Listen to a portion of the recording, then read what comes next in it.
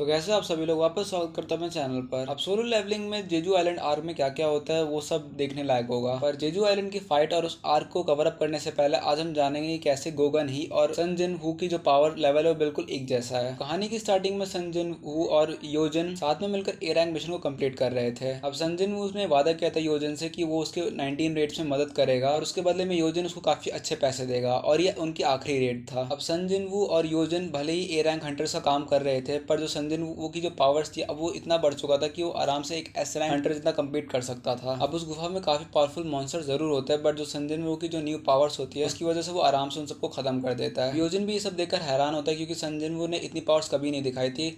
उसने पूरी की पूरी शैडो आर्मी को खड़ा कर दिया था। सन जिन वू ये भी बताता है कि जो शैडो आर्मी है वो उसकी नई पावर्स में से एक है, और साथ ही में वो किसी भी हारे हुए मॉन्स्टर को शैडो आर्मी में कन्वर्ट कर सकता है। अब उधर ही योजन ये सब सुनते सुनते आसपास के माना क्रिस्टल्स इकट्ठा करना शुरू कर देता है। अब दोनों ने अपना आखिरी मिशन पूरा कर लिया होता है और दोनों उस गुफा को छोड़कर आगे चल देते हैं, पर बाद में वहाँ पे रेस्क्यू टीम आती है और वहाँ पे एक बहुत बड़ा आदमी दिखता है उनको। अब रेस्क्यू टीम में से कुछ हंटर्स होते हैं तो उसे लड़ने की कोशिश करते हैं, उनको लगता है कोई मॉन्स्टर है, बट वो उसको इजीली हरा देता है। अब वहाँ पे कुछ और लोग आते हैं और आसपास की लाश देखकर समझ जाते हैं कि पक्का कोई मॉन्स्टर होगा, और वो इंसान बोलता है मैं कोई मॉन्स्टर नहीं बल्कि एक हंटर हूँ। अब ये सब देखकर और सुनने के बाद रेस्क्यू टीम समझ जाती है कि ये पक्का कोई मॉन्स्टर है जो बोल भी सकता है, और वो बड़ा सा आदमी आगे आकर बोलता है कि मैं कोई मॉन्स्टर नहीं हूँ बल्कि मैं एक इंसान हूँ, और मैं कोरिया से बिलोंग करता हूँ, और मैं एक एस रैंक हंटर हूँ, और मुझे बिल्कुल पता नहीं कि मैं इतने टाइम से यहाँ पर कैसे फंसा हुआ था, पर क्या मैं कोरिया जा सकता हूँ। ये सब सुनने के बाद रेस्क्यू टीम और ज्यादा परेशान हो जाती है और हंटर्स को बुला लेती है उसको कैप्चर करने के लिए। अब दूसरी तरफ रात में सन जिन वू और योजन पार्टी कर रहे होते हैं, क्योंकि उनकी 19 रेट पूरी हो चुकी होती है। दोनों बिल्कुल ड्रिंक्स कर रहे होते हैं और काफी खुश होते हैं कि उन्होंने इतना बड़ा अचीवमेंट को हासिल कर लिया है। अब सन जिन वू योजन से कहता है कि अब चलो तुम्हारे पापा की कंपनी तुम्हारी हो जाएगी, जिसकी वजह से तुम अपने आप को थोड़ा सा वर्दी समझोगे अपने पापा की कंपनी के। योजन भी सब सुनकर काफी खुश होता है और वो काफी देर तक उधर ही पार्टी करते रहते हैं। लेकिन उसके बाद सन जिन वू को याद आता है कि उसके पास अभी भी डीमन कैसल की चाबी है और उसको अभी भी काफी ज्यादा दूर तक पहुंचना है। सन जिन वू बस उस कैसल की चाबी को देख रहा होता है और उसको वो दिन याद आता है जब वो काफी ज्यादा पास था, लेकिन वो हार गया था क्योंकि उसका पावर लेवल काफी कम था। सन जिन वू ने एक दिन अपने आप से वादा किया था कि जिस दिन मैं उस लेवल तक पहुंच जाऊंगा तो मैं पक्का जाकर डीमन किंग को हराऊंगा। उसके बाद सन जिन वू समझ जाता है कि अब मुझे डीमन कैसल पे फिर से जाना चाहिए एक और बार रेड करने के लिए। अब सन जिन वू का जो पावर लेवल था वो काफी ज्यादा बढ़ चुका था पहले से। सन जिन वू अगली सुबह डीमन कैसल के लिए एंट्री कर ही रहा होता है, और तभी एंट्री करते ही वहाँ पे बिल्कुल अंधेरा होता है। जैसे डीमन कैसल के और अंदर जाने की कोशिश करता है वैसे वैसे और मॉन्स्टर्स आना शुरू कर देते हैं। उसके जो पावर लेवल होता है वो ए रैंक हंटर से ज्यादा ही होता है। सन जिन वू भी पहले से ज्यादा ताकतवर हो चुका था, इसीलिए वो बिना टाइम वेस्ट के सीधा अटैक कर देता है। इस बार सन जिन वू के काफी अच्छे इक्विपमेंट्स भी होते हैं और शैडो आर्मी भी होती है जिसका वो इस्तेमाल करना शुरू कर देता है। अभी लड़ाई काफी देर तक चलती है और आसपास के जितने भी छोटे छोटे मॉन्स्टर होते हैं उन सबको मार देता है सन जिन वू। फिर उसके बाद डीमन कैसल में जैसे ही ऊपर जाता है एक हाई रैंक मॉन्स्टर आकर सन जिन वू को चैलेंज कर देता है। सन जिन वू को इतनी पावर था और शैडो आर्मी था जिसकी वजह से रुकता नहीं है, बल्कि उसके खिलाफ भी लड़ाई को शुरू कर देता है। वो काफी देर तक उस मॉन्स्टर के खिलाफ लड़ाई करता है और फाइनली जाकर वो उसको मार ही देता है। वो फिर एक चीज सोचता है कि क्यों ना मैं इस बड़े से मॉन्स्टर को भी अपनी शैडो आर्मी में इंक्लूड कर लो, लेकिन जैसे ही वो उस पर यूज करता है वो तरीका उस पर वो काम नहीं आता है। उसका अचानक से एक इंस्ट्रक्शन आता है सन जिन वू के सामने कि उसमें लिखा रहता है कि शैडो आर्मी में वही आ सकते हैं जो छोटे लेवल के मॉन्स्टर हो, ना कि जो बड़े लेवल के हो। उसका जैसे सन जिन वू ने उस बड़े से मॉन्स्टर को हराया होता है उसे खत्म होती सन जिन वू को कुछ नई डिटेल्स और नए इक्विपमेंट्स मिलते हैं, क्योंकि पावर लेवल बढ़ने के साथ साथ उसको एक नया इक्विपमेंट मिलता है जिसकी वजह से वो बड़ी जल्दी हील कर सकता है, और उसको एक वाटर मिलता है जिस वाटर से कोई भी इंसान जल्दी हील कर सकता है। वो उस टाइम यही सोच रहा होता है कि क्यों ना मैं इसको अपनी माँ को दूं जिसकी वजह से वो जल्दी रिकवर कर पाए। दूसरी तरफ हमको दिखाया जाता है कि कैसे जो वो आदमी मिला होता है ए रैंक डंजियन में, वो आदमी अभी अमेरिकन हंटर्स के हाथों में होता है और वो उस पर अभी जांच कर रहे होते हैं। अब अमेरिकन हंटर्स को लगता है कि ये कोई घुसपैठी है या फिर कोई मॉन्स्टर है जो इंसान का रूप लेकर यहाँ पर बैठा हुआ है। अब किसी को पता नहीं होता तो उसके बारे में डिटेल्स निकालने के लिए कोरिया पर संपर्क किया जाता है। अब उसके बाद उससे बातचीत करने के लिए यूएसए अपना सबसे बेस्ट हंटर को भेजता है ताकि सही तरीके से बात को स्टार्ट करते हैं। तभी अमेरिकन हंटर बोलता है कि तुम्हारा नाम संग टू हॉर्न है और तुम काफी टाइम से लापता हो। अब बल्कि ये मैं नहीं रिकॉर्ड्स बोल रहे, और मुझे नहीं लगता कि इतने टाइम से कोई आदमी गायब होगा और वो ऐसे मिल सकता है, या तो उसकी लाश मिलेगी वरना वो कभी मिलेगा ही नहीं। अब ये सुनने का संग टू हॉर्न समझाता है कि मैं एक एस रैंक हंटर हूँ भी कोरिया का, और मैं काफी टाइम से गायब था पर मुझे पता नहीं था कि मैं कहाँ पर हूँ। मैं अपने मिशन के दौरान गायब हो गया था और अब निकल पाया हूँ उस गुफा से। उसका तो अमेरिकन हंटर बोलता है कि तुम कहानी अच्छी बना लेते हो पर मुझे नहीं लगता कि तुम कोई इंसान भी हो, कि तुम एक ए रैंक डंजन में थे और इतने टाइम से कोई भी इंसान जो एक डिकेड में फंसा हो वो जिंदा नहीं बच सकता है। और अगर कोई भी हंटर इतना पावरफुल बन गया कि वो एक ए रैंक डंजन में डिकेड से हो और उसने सारे मॉन्स्टर्स को भले ही मार दिया, तो उसकी भूख एक ना एक दिन उसको मार देती है। और मुझे बिल्कुल नहीं लगता कि तुम कोई इंसान हो, तुम बल्कि एक मॉन्स्टर हो। सन टू हॉर्न उसको समझाने की कोशिश करता है कि मैं एक हंटर हूँ वो भी कोरिया से, और मुझे जाना पड़ेगा कोरिया क्योंकि एक बहुत इंपॉर्टेंट इन्फॉर्मेशन देना है। सन 2 हॉन ये बताता है कि वो कोरिया से निकला था इस एक मिशन के लिए ताकि वो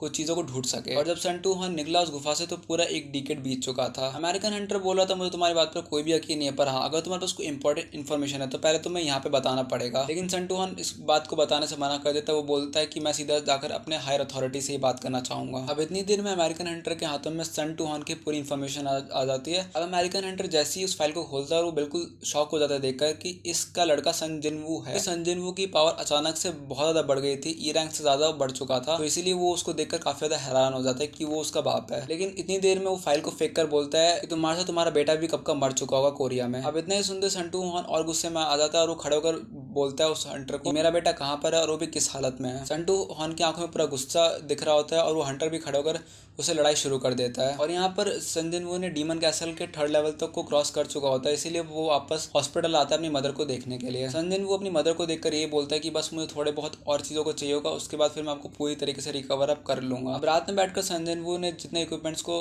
डीमन कैसल से लिया था उन सबको अब सेल कर रहा होता है ब्लैक मार्केट में। अब सन जिनवू यही सोचता है कि वो उसके पास कब से एक ई रैंक की आइडेंटिटी है, अब क्यों ना उसको बदल के एस रैंक की बदल दी जाए, क्योंकि उसका पावर लेवल काफी ज्यादा बढ़ चुका था। अब अगले दिन सीधा सन जिनवू उठता है और अपनी पावर लेवल को बढ़ाने के लिए चला जाता है। अब इस सेंटर पे सारे के सारे हंटर्स आते हैं और अपने पावर लेवल के अकॉर्डिंग एक रैंक को चुनते हैं। जिस हंटर का पावर जितना ज्यादा होता है वो उसको उतना ही अच्छे रैंक मिलता है, और जितनी अच्छी रैंक मिलेगी किसी हंटर को उतना अच्छा खासा पैसा मिलेगा हर मिशन के लिए। अब उधर दूसरी तरफ अमेरिकन हंटर एसोसिएशन की बिल्डिंग में पूरी तरीके से आग लगी होती है और टूट फूट चुका होता है। जो लड़ाई हुई थी अमेरिकन हंटर वर्सेस सन 2 हॉन के बीच में, उसमें सन 2 हॉन ने पूरी तरीके से बिल्डिंग को तबाह कर दिया था और उस अमेरिकन हंटर की सारी हड्डियों को तोड़ दिया था, यहाँ तक कि उसके गले की हड्डी, ताकि वो ऊपर उठकर देख तक ना सके। और उस एसोसिएशन से अब सन 2 हॉन भाग चुका था कोरिया के लिए। अब उसके बाद सन जिनवू लाइन में लगा ही रहता है कि कब उसका टर्न आएगा और वो अपनी पावर लेवल को चेक करके अपनी रैंक को बढ़ा पाएगा। अब जैसे ही सन जिनवू खड़े होकर जाने लगता है उसके बाद वो मशीन पर अपना हाथ लगाता है, मशीन खराब हो जाता है। अब ये देखकर वहाँ पे जो एक लड़की खड़ी होती है वो बोलती है कि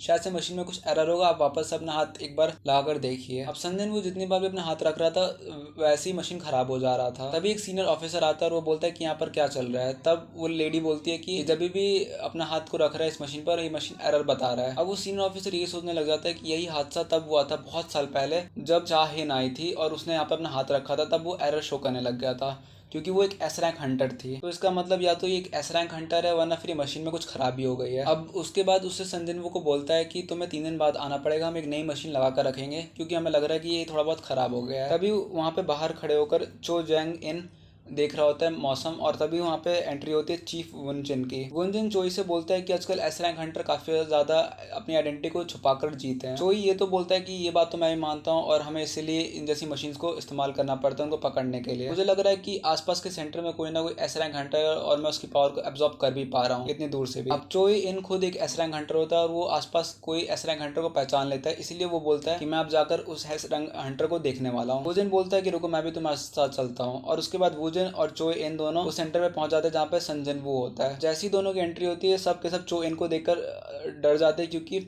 वो एक एस रैंक हंटर होता है, और सब हैरान भी हो जाते हैं कि यहाँ पे चो इन कर क्या रहा है, क्योंकि चो इन को द अल्टीमेट सोल्जर कहा जाता था कोरिया का। चो इन सन जिनवू कोई बॉडी में को देखकर पहचान जाता है कि ये पक्का कोई एस रैंक हंटर ही है। बिल्डिंग का ऑफिसर ये बोलता है कि मैं 3 दिन और लगेगा सर इसकी पावर लेवल को चेक करने के लिए। तब चो इन बोलता है तुम चुप रहो, मुझे पता है कि एक एस रैंक हंटर है, मुझे किसी मशीन की जरूरत नहीं है। अब ये चीज सुनने के बाद सन जिनवू आगे चलते हुए बोलता है कि मैं 3 दिन बाद आकर एक बार चेक करवा के आपसे अपनी आइडेंटिटी को बदलवा लूंगा। चो इन उससे बोलता है इतनी जल्दी क्यों जा रहा है, अभी थोड़ा देर बात कर लो हमारे साथ, हम भी एक एस रैंक हंटर ही हैं। सन जिनवू ने बोला मेरे पास टाइम नहीं है इन सब कामों के लिए, अब मुझे जाना पड़ेगा। चो इन बोला आजकल के लोगों में कोई भी तमीज नहीं होती, शायद से उसको पता नहीं था कि मैं कौन हूँ। अब उसका बेखून को सीधा कॉल आता है डायरेक्टर का, और डायरेक्टर बोलता है कि हमें जाना पड़ेगा कोरियन हंटर्स के साथ जापान। बेखून ये सुनकर शॉक में पड़ जाता है क्योंकि जापान में ही 3 साल पहले जेजुन आइलैंड आर्क हुआ था जिसकी वजह से काफी एस रैंक हंटर्स की जान जाने से बची थी। डायरेक्टर बोलते हैं जो तुमने सोच रहे हो वो बिल्कुल सही सोच रहे हो, क्योंकि जेजू आइलैंड पर वापस से वो सारे के सारे एस रैंक पोर्टल्स वापस से खुल रहे हैं, इसलिए हमारे हंटर्स को जापान अब जाना ही पड़ेगा। बेखून ये सुनने का काफी शौक में चला जाता है क्योंकि उसको अभी भी आता है कि